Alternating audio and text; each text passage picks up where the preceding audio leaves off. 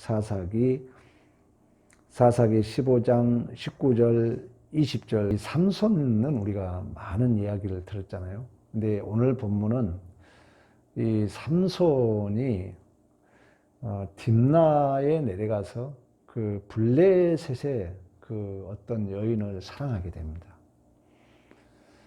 근데 이제 사실 우리는 삼손은 이미 나실인으로서 구별된 자이죠. 그러니까 참 성경이 그 이중 구조가 있어요. 한면으로는 이 성경의 인물이 예수를 예표하지만 또 다른 모습은 교회를 예표하거든요. 그런 눈으로 안 보면 우리가 이 성경을 볼 필요 없잖아요. 이게 약 1060년경에 기록되어 있으니까 BC. 그리고 뭐하는데 우리가 삼손 얘기를 듣습니까? 삼손이 블레셋 여인을 사랑했다는 말을 우리가 들을 필요가 없잖아요. 그런데 이 속에는 우리가 성경을 계시적 차원에서 봐야 돼요. 그 말은 뭐냐? 하나님이 우리에게 열어서 보여주고자 하는 내용이 있다는 거예요. 그 스토리 속에. 그러니까 그냥 그 문자적으로 볼 것이 아니라 그 속에 여전히 그 하나님의 주권, 그 하나님의 계획, 하나님께서 우리에게 전달하고자 하는 그 메시지가 숨겨져 있다는 거예요. 그래서 우리가 비밀, 미스테리온 이렇게 얘기하는 것입니다. 딥나로 내려가서 이방 여인을 사랑하는 거예요. 이방인 하면 누가 생각나요? 우리죠, 우리. 우리가 이방인이었잖아요. 하나님이 이스라엘을 선택했지만 이들이 잘 못 믿음으로 버림을 당했고 돌 감람나무가 참 감람나무에 접붙임을 당해가지고 우리 안에 참 감람나무 열매를 맺게 되죠.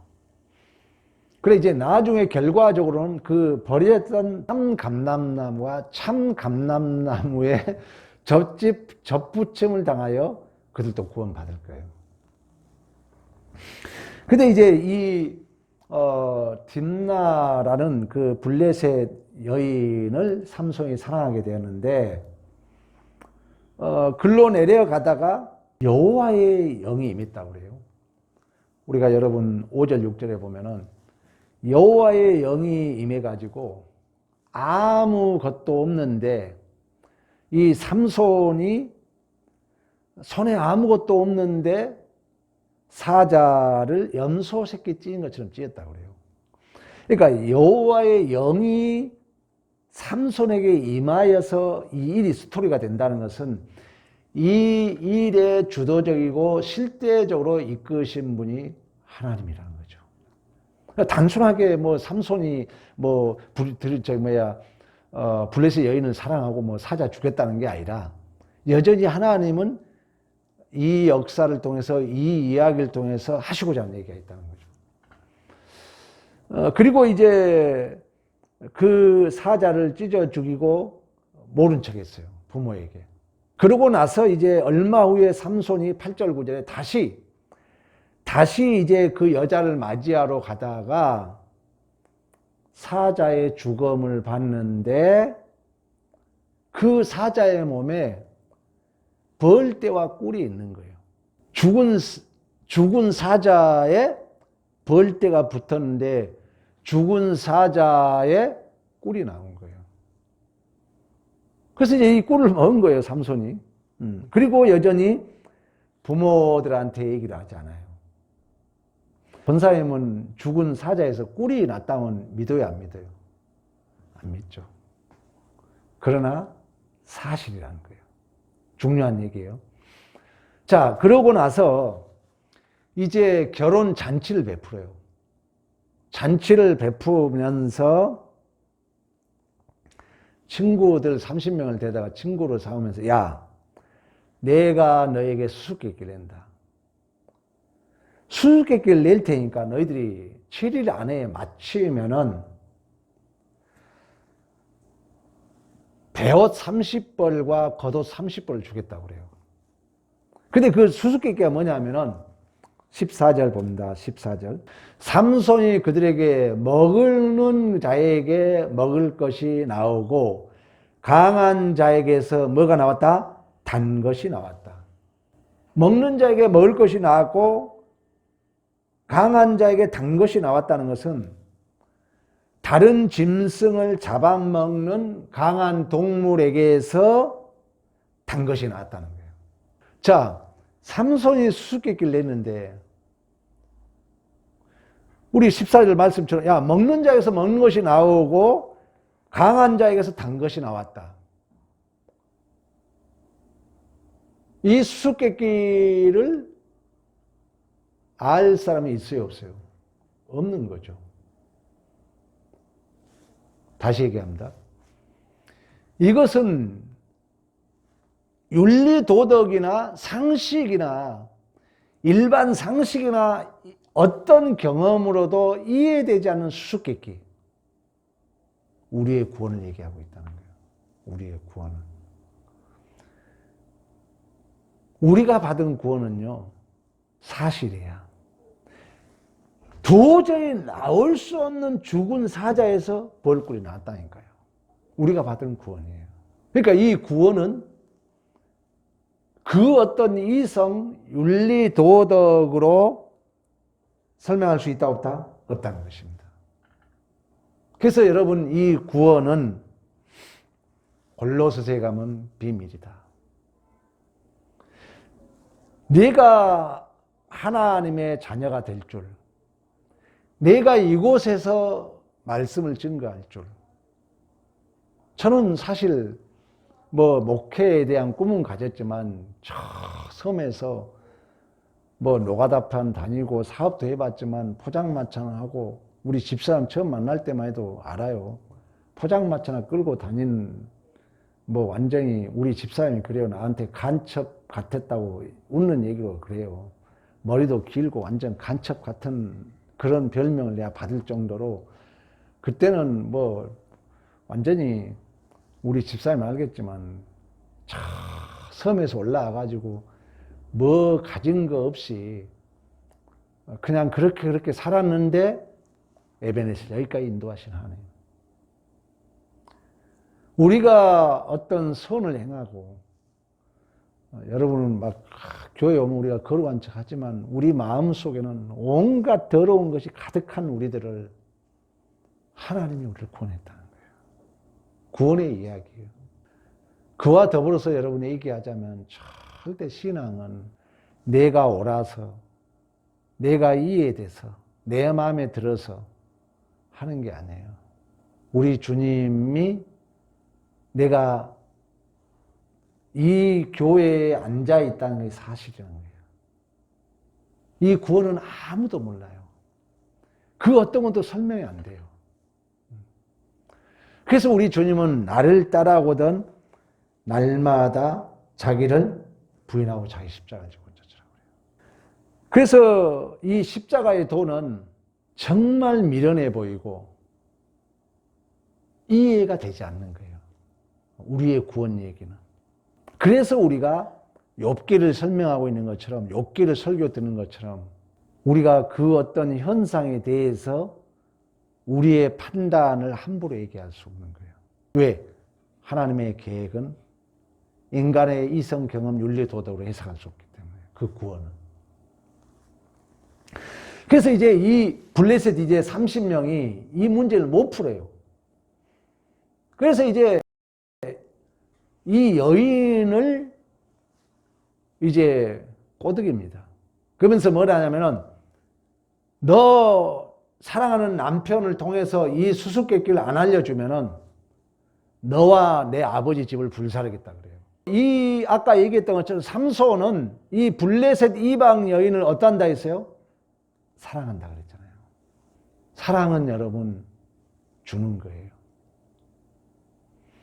사랑은 인격적 관계이기 때문에 내어주신 거예요. 우리 주님이 내 오름을 내어주는 거예요. 내 거룩함을 내어준 거예요. 죄인을 위해서 다 준 거예요. 근데 우리는 오르거나 내가 오르면 우리는 상대 죽여버리죠. 기독교 아닙니다. 우리 주님이 오시잖아요. 모든 걸 버리시고 이 삼손의 모습 속에서 그걸 그려줍니다. 그러면서 삼손이 다시금 그 답으로 문제를 주는데 18절 봅니다. 18절. 무엇이 꿀보다 달겠으며 무엇이 사자보다 강하겠느냐. 무엇이 꿀보다 달겠으며. 지금 내가 처음 스토리를 들어봐. 지금 어떤 얘기를 하고 있는 거예요? 꿀보다 단 거 우리 권사님은 알 것 같은데 우리 뭐겠어요? 그렇지. 사랑. 우리 지금 얘기했잖아. 사랑했다 했잖아. 이방 여인은. 우리 구원 얘기하고 있다는 거예요. 참 이 본문이 수수께끼 우리가 보기에는 우리의 이성을 완전히 뒤집어. 그 속에 비밀이 숨어져 있어. 나오잖아요. 우리 여러분 18. 무엇이 꿀보다 달겠으면 무엇이 사자보다 강하겠느냐. 그 구원이 사자의 죽은 시체에서 꿀이 나온 것처럼 그 사실, 우리의 구원이 그렇다는 거예요. 그 사실을 믿어야지 어떤 이성을 동원해서 믿을 수 없다는 거예요. 그 예수가 나를 위해서 죽었다는 그 사실이 나를 이 자리에 있게 한 줄로 믿습니다. 그러지 어떤 내가 경험과 내 이성, 내 어떤 윤리 도덕으로 해석할 부분이 아니라는 거예요. 그러면서 그 구원이 한 계단 더 나아가서 이 수수께끼, 이 숨겨진 이 구원의 비밀이 무엇이 꿀보다 달겠으며 무엇이 사자보다 강하겠느냐. 그 구원의 사랑은 꿀보다 달다는 거예요. 그 하나님이 우리를 사랑하는 그 구원의 사랑은 사자의 힘보다 더 강한 줄로 믿습니다. 사랑의 원자탄. 사랑의 원자탄. 손양원 목사님이 동인이 동신이 두 아들을 죽인 안재선이라는 그 원수를 사랑하잖아요. 그래서 그 원수를 데려다가 신학을 시켜요. 이 사랑은 꿀송이보다 달다는 것이고 하나님은 본체가 사랑인데 우리는 이 사랑을 받았어요. 이 사랑을 우리는 다시금 증언할 자로 이 자리에 있는 거예요. 그래서 구원은 관계거든요. 사랑의 관계라는 거예요. 이 사랑은 로마서에 보면 사망이나 적신이나 그 무엇도 그 누구도 끊을 수가 없는 줄로 믿습니다. 여러분, 이 사랑을 받은 자로서 이제 다시금 사랑을 증언해야 할 우리의 책임. 문제는 뭐냐? 이 책임을 잘못하면은 아까 죽은 사자에서 꿀이 나온 이 사실을 믿는 게 아니라 잘못하면은 어떤 이유 때문에 제가 중간지대에 대한 얘기를 하면서 이 사랑을 실천할 수 있는 그 예수, 하나님의 사랑을 확증하신 예수는 하나님의 가장 구원과 창조와 영광과 찬양과 명예로움을 드러냈어요. 그건 다시금 예수를 통하여 드러냈던 것을 우리를 통하여 하나님은 다시금 그 하나님의 영광, 구원의 영광, 찬양, 그 명예로움을 드러내도록 그 시간, 그 장소를 우리에게 주셨다는 거예요. 근데 문제는 아까 우리가 사자에서 꿀이 나온 그 사실을 믿지 않고 나의 어떤 또 다른 해석이 또는 옳고 그름이라는 율법이 지금 이 내가 드러내야 할 그 자녀로서의 명예로운 그 기회보다도 다른 어떤 내가 해석하는 그 어떤 것이 이 일을 방해할 수 있다는 거예요. 그걸 우리가 율법주의라고 그럽니다. 율법주의. 옳고 그름이나 누가 이러니까 어떤 해석을 사실을 믿는 게 아니라 내 나름대로 해석을 해서 오늘 내가 명예롭게 내가 감당한 그 책임의 자리를 내팽개칠 수 있다는 거예요. 그러면 내가 적용받고 그 자리가 실패했다 할지라도, 부정적인 사건을 경험했다 할지라도, 그것은 감당한 만큼 그 하나님의 충만함을 내게 채우는 도전과 적용과 시험의 기회로서의 복인데, 그 기회를 저버릴 위험성이 있다는 거예요. 근데 이 말씀이 나를 붙잡아요. 오늘 여러분 나와서 얼마나 귀한 진리를 깨닫습니까? 수수께끼 같은 우리의 구원, 수수께끼 같은 그 하나님의 사랑, 수수께끼 같은 내 존재의 명예로움, 이제 이런 진리가 조금씩 나에게 채워지면은 여러분 멋진 인생을 살아갈 거예요. 진짜 멋진 인생, 진짜 그 생명의 삶을 살 거예요. 이런 것들이 채워지면 그 어떤 거에 구애받지 않고, 이 말씀을 여러분들이 잘, 우리 지금 수요 주일 예배를 잘 말씀을 채워가게 되면은 저는 경험하거든요. 하나님의 놀라우신 기적과 능력을 경험할 수 있습니다. 오늘 또 다른 건 다 잊어먹더라도 수수께끼.